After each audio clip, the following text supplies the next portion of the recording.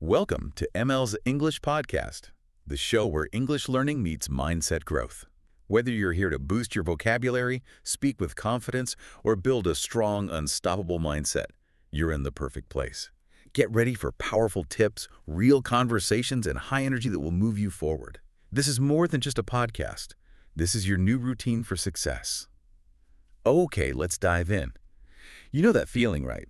That moment you realize you've just spent way too long mindlessly scrolling. Oh, yeah. Or you skip that workout again, or you put off that important task just one more time, and then boom, the guilt hits. It's so universal. But here's the thing.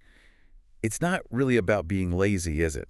Our brains are actually just incredibly efficient, always seeking the path of least resistance, comfort. And that's precisely what we're diving into today.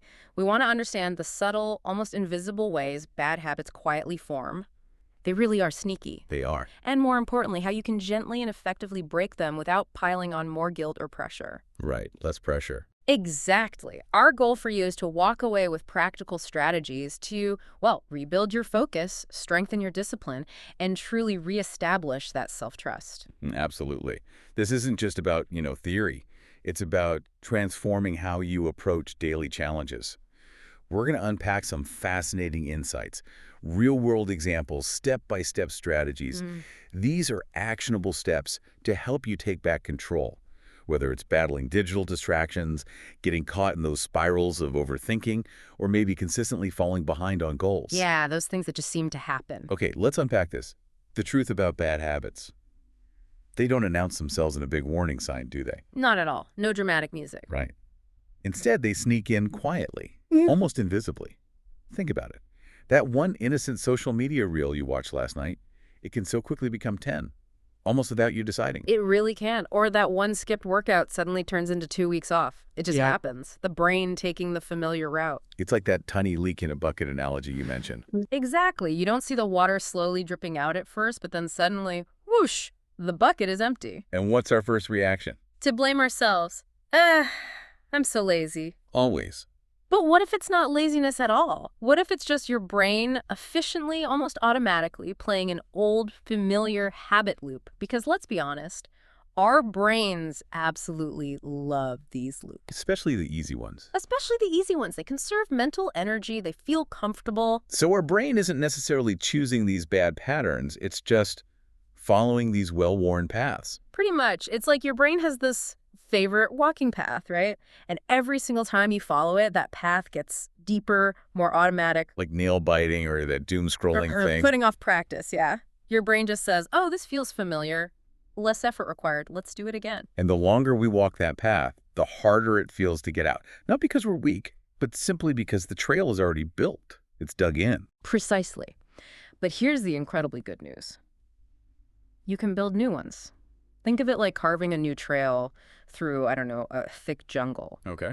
The first few days, it's tiring, right? You're hacking away, clearing new ground. It feels like effort. Yeah, definitely. But slowly, day by day, the grass bends, the path becomes clearer, more visible. You're actually training your brain, rewiring it to prefer the new path. Making the new thing feel more natural over time. Exactly. It gets easier.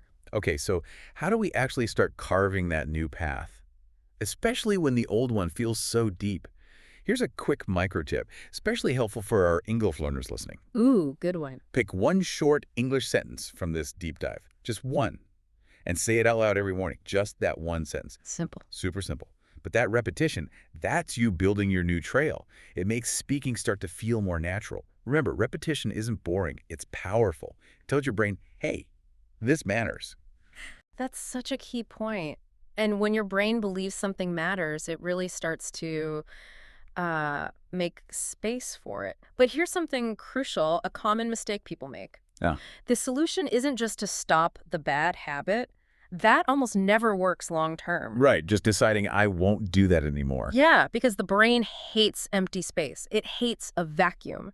When you try to just stop doing something like checking your phone constantly or eating junk food, your brain experiences this void. It's like, okay, but what do I do instead? And if you don't give it a clear new option, guess what? It goes right back to the old one. Defaults right back. It's the path of least resistance, the known quantity. Exactly.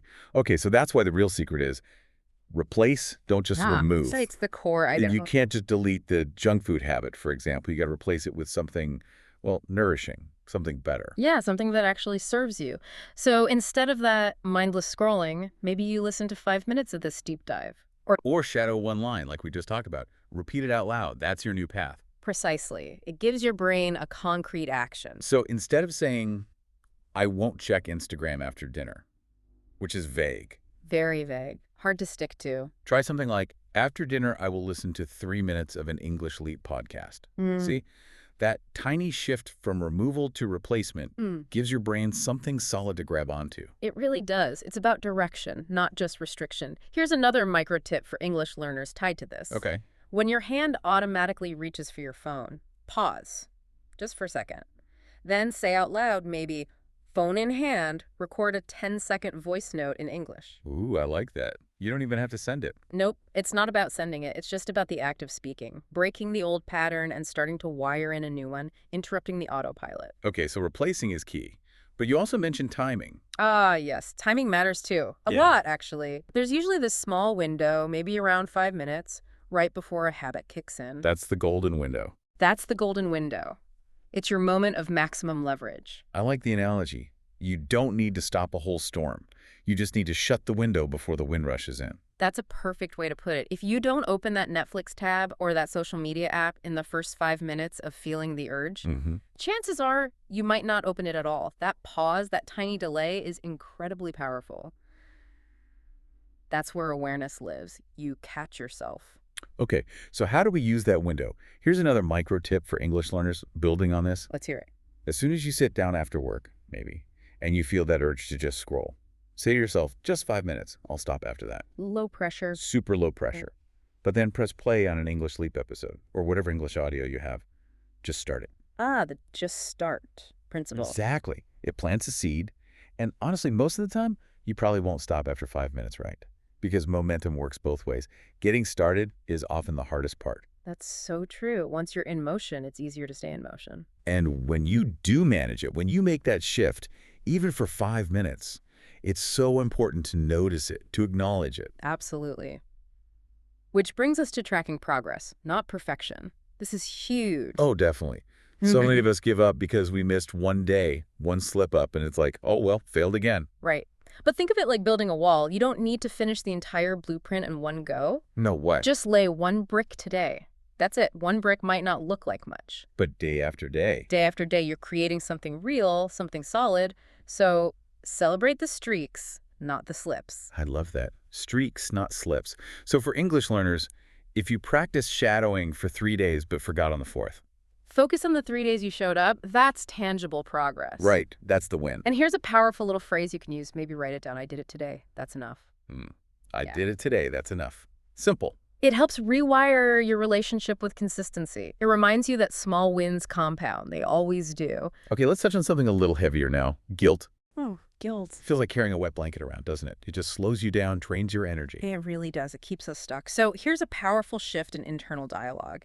Instead of the usual, ugh, I failed again, Yeah. try asking with curiosity, that habit came back. Why? What triggered it? Oh, interesting. So less judgment, more investigation. Exactly. Guilt judges, but awareness just notices. And when you notice with curiosity without the shame, you create space. Space to choose differently next time, maybe. That's a fantastic reframe. So another tip for English learners, maybe.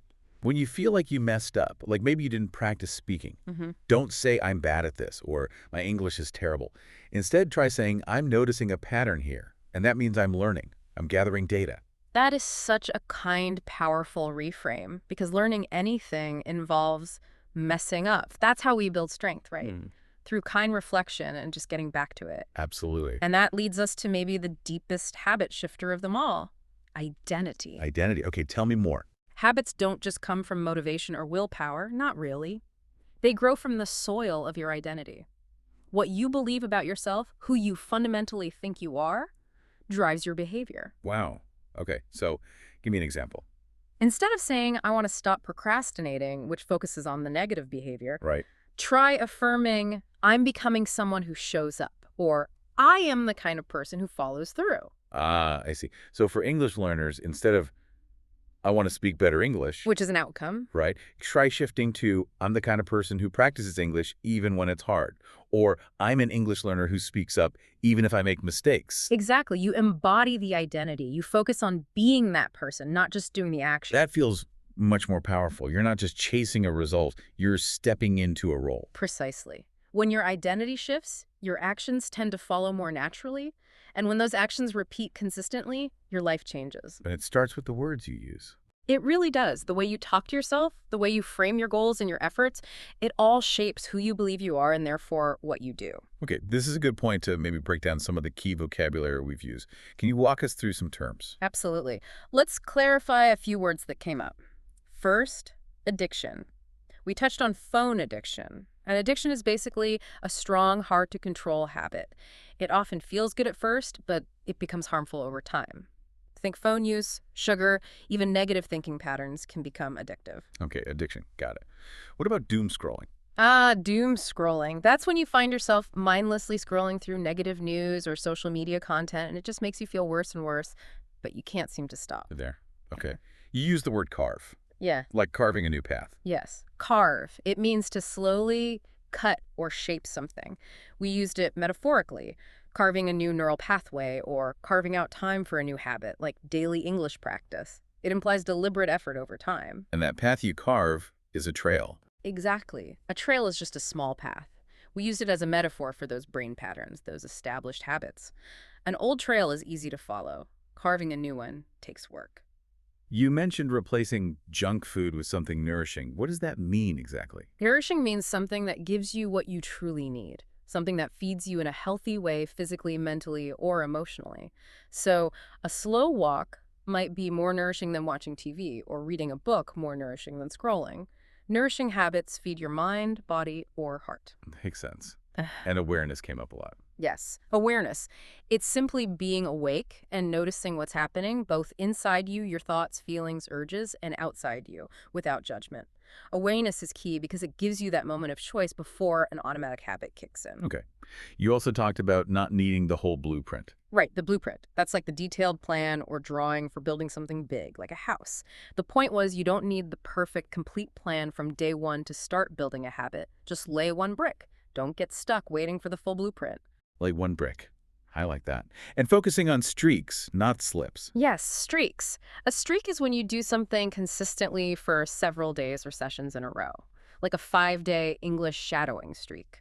Celebrating streaks builds momentum and focuses on consistency. And those small wins compound. Exactly. Compound means to grow bigger or stronger over time, often slowly at first, but then accelerating. Like compound interest with money, small positive habits compound over time to create big results, like improved English fluency or better health. Last one, embody. You said we need to embody the identity. Embody. This means to fully express or represent something, to live it, to become it. So instead of just wanting to be a confident speaker, you start to act and think in ways that embody that confidence even before you fully feel it. You act as if you live into that identity. Those are great. Thanks for clarifying. It helps to really nail down the language we're using. My pleasure. And maybe just reflect on which of those words resonated most with you. Say them aloud. Try using one in a sentence today. You're probably doing better than you think. That's a great reminder. So to quickly recap this deep dive, understanding our brain's love for loops, using replacement instead of just removal, catching that golden window of awareness, celebrating progress, those streaks, with kindness, and shifting our core identity. These seem to be the real keys. Absolutely. It highlights that while our brains naturally seek comfort and the familiar, we have this incredible capacity, neuroplasticity, to consciously choose and carve new, more empowering paths for ourselves. It's all about intentional choices and that kind reflection along the way. So here's a final thought for you to take away. Thinking about everything we've uncovered today, what's one small, actionable new habit you can begin to carve, starting now? And maybe think a bit deeper. What kind of person are you choosing to become through that tiny action? Not just what you're doing, but who are you starting to embody? That's a wrap for today's episode on MLS English Podcast. If you enjoyed it, make sure to subscribe, leave us a review, and share this episode with someone who's serious about growing in English and in life. Keep practicing, keep pushing, and we'll see you in the next one. Let's grow together.